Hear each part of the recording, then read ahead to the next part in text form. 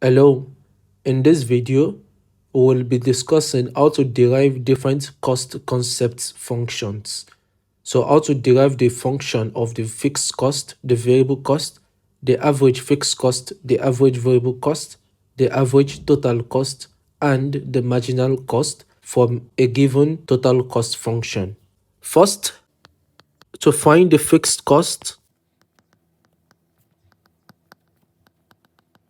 there are two ways we can find the fixed cost function. The first way, we have to apply the cost principle that states that whenever quantity is zero, the total cost is equal to the fixed cost.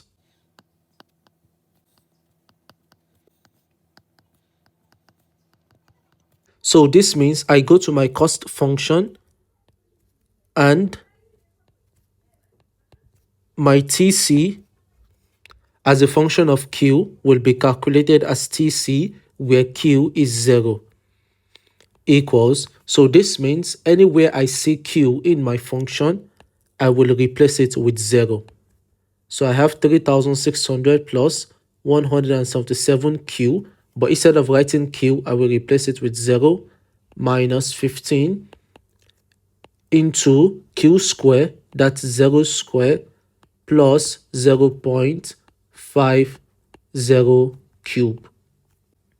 Simplifying, my total cost as a function of Q when Q is 0 equals 3600 plus 177 times 0 is 0 minus 15 times the square of 0 is 0 plus 0.5 times the cube of 0 is also 0. So that means the total cost when quantity is 0 equals 3600. Hence, since we know that when quantity is 0, the total cost is equal to the fixed cost, this means our fixed cost is 3600. So fixed cost function equals 3600. This is the first approach to finding the fixed cost. The second approach, or the second way, has to do with the fixed cost value is not dependent on the level of output.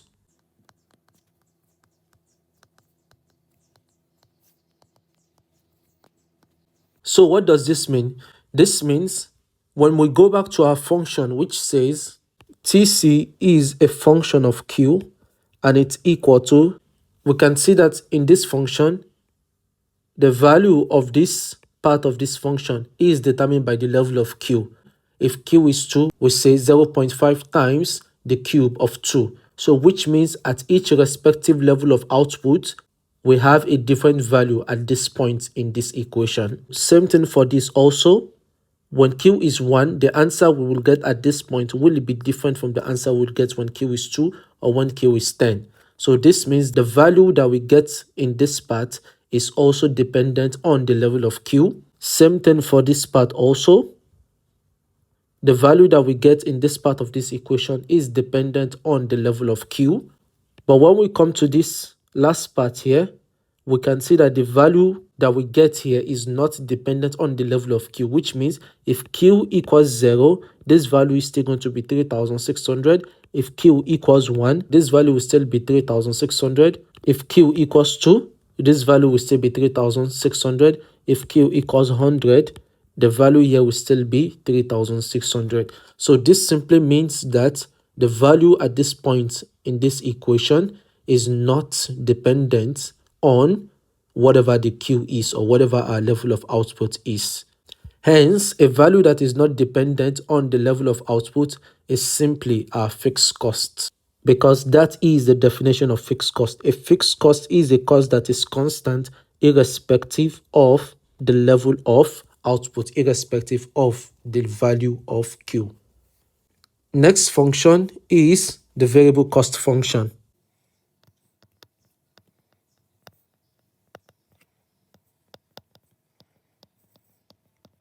The first way to approach the variable cost function is just to use the standard approach, which is variable cost is equal to total cost minus fixed cost. So this means variable cost will be equal to the total cost function, which is 3600 minus 177q minus 15q square plus 0.5q cube minus the value of the fixed cost, which is 3600. So simplifying, variable cost will be equal to 3600 minus 177q minus 15q square plus 0.5q cube minus 3600. So collecting like terms, the variable cost will be equal to 3600. This 3600 here, we move it closer to this first 3600 so that we can easily simplify. So we have minus 3600 minus 177q minus 15q square plus 0.5q cube. So the variable cost equals 3600 minus 3600, that's 0. So we are left with minus 177q minus 15q square plus 0.5q cube. And this is our variable cost function. The second way to approach finding the variable cost function will be, just like we said for fixed cost, we said the fixed cost value is not dependent on the level of Q. For the variable cost value is dependent on the level of output.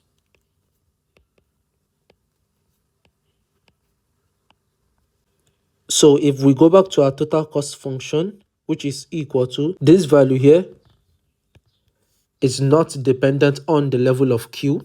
This value here is dependent on the level of Q, because as Q changes, the value, the answer that we will have here will also change. This value here is dependent on the level of quantity. This value here is also dependent on the level of quantity. So combination of all of the values that are dependent on the level of quantity will give us our variable cost function. This means the variable cost function is equal to minus 177q minus 15q square plus 0.5q cube. So that is our variable cost function. The trick is that any value with Q is part of the variable cost function. Any value without Q is not part of the variable cost function. And if it is not part of the variable cost function, then it is a fixed cost function.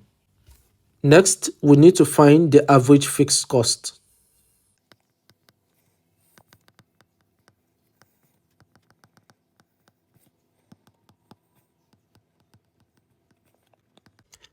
The average fixed cost formula is equal to the fixed cost divided by the quantity, or average fixed cost equals the value of the average total cost minus the value of the average variable cost. So depending on the function that we have, we can either use this first formula or the second formula. Based on the information that we have so far, we don't have our average total cost, we don't have our average variable cost function. So that means we are going to use this first formula. The average fixed cost equals the fixed cost divided by the level of quantity. So applying average fixed cost equals we've gotten that our fixed cost function from above was equal to 3,600. So that means fixed cost is 3,600 divided by Q, which is the level of output. And this is simply the average fixed cost function. Next, we need to find the average variable cost function.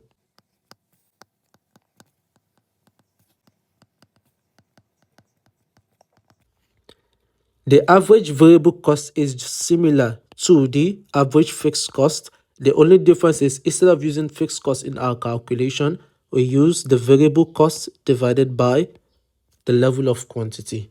Or we can say average variable cost equals the average total cost function minus the average fixed cost function. So given the information that we have so far, we are looking for the average variable cost, but we don't have the average total cost, but we have the average fixed cost. So this second formula can't be used. The more appropriate formula for this instance will be the first formula. That is, the average variable cost is the variable cost function divided by the level of quantity. And we've already gotten that the variable cost function is minus 177Q minus 15Q square plus 0.5Q cube divided by the Q, which is the level of quantity. You may leave your answer like this, or you may simplify further. So simplifying further, we have average variable cost equals, because the sign in between all of these values here is either addition or subtraction, following the rule of LCD or following the rules of fraction, we can separate and give each individual numerator a Q as the denominator. So that means we can say 177Q divided by Q minus 15Q square divided by Q plus 0.5Q cube divided by Q. So that means we have average variable cost will be equal to, in this instance here, Q will cancel Q. So we are left with 177. Next, we have minus 15Q squared divided by Q will give us minus 15Q. And lastly, plus 0.5Q cube divided by Q will leave us with 0.5Q square. And this is the simplified average variable cost function. Next, we need to calculate the average total cost function. The average total cost equals the total cost divided by the level of quantity, or the average total cost equals the average fixed cost function plus the average variable cost function. So far, we know the average fixed cost function and we know the average variable cost function, which means we can use this formula. Also, we can also use this formula. So let's use these two formulas and see if the answers are the same. First way, the average total cost equals the total cost function, which is 3,600 minus 177Q minus 15Q square plus 0.5Q cube divided by the level of quantity, which is Q. The answer can be left in this form, or we can simplify further. So we have ATC equals 3,600 divided by Q minus 177Q divided by Q minus 15q square divided by q plus 0.5 q cube divided by q. So ATC will be equal to 3600 divided by q, can't be simplified, so we'll leave it as 3600 divided by q, minus 177q divided by q, that is 177, minus 15q squared divided by q, that's 15q, and lastly plus 0.5 q cube divided by q, that's 0.5 q square. This is the answer from using the first way. The second way is the average total cost is a summation of the average fixed cost function and the average variable cost function. So the average fixed cost function we had before was 3600 divided by q plus the average variable cost function that we had was minus 177 minus 15q plus 0.5 q square. So the summation of the average fixed cost and the average variable cost should give us the average total cost. So that's equal to 3600 divided by q minus 177, opening this bracket, minus 15q plus 0.5 q square. As we can see, the answer here is exactly the same thing as the answer here. This answer can be rewritten in another form because we have a fraction in this format here and all other values are on one line. So to make everything coherent, to write the equation in a more presentable manner, we may write it as average total cost equals, so we need to bring this q to the numerator here. So we have 3600. When q goes to the numerator, it becomes raised to power minus 1, then minus 177 minus 15q plus 0.5 q square. And this is the same thing as this.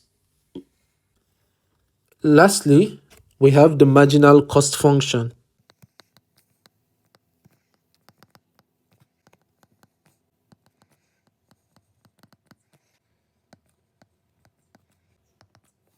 The marginal cost function is derived by taking the change in the total cost function with respect to the change in quantity. The total cost function as a function of quantity equals, applying this marginal cost formula, we take the derivative of this cost function, which is TC as a function of Q, with respect to the quantity, and that will give us our marginal cost function. So taking the first derivative equals, derivative of 3600 with respect to Q is 0. Derivative of minus 177Q with respect to Q is minus 177. Derivative of minus 15Q square with respect to Q is minus 30Q. The derivative of 0.5Q cube with respect to Q is 1.5Q square. If you would like to learn more about taking the derivative of a function with respect to a particular variable, please check the video up here. So coming back to this, simplifying the marginal cost function, we have minus 177 minus 30Q plus 1.5Q square. and this is the marginal cost function. Hence, we have shown how to calculate the fixed cost function, the variable cost function, the average fixed cost function, the average variable cost function, the average total cost function, and the marginal cost function. Hope you found this video helpful. If you did, please leave it a like and subscribe to the channel. See you in another video.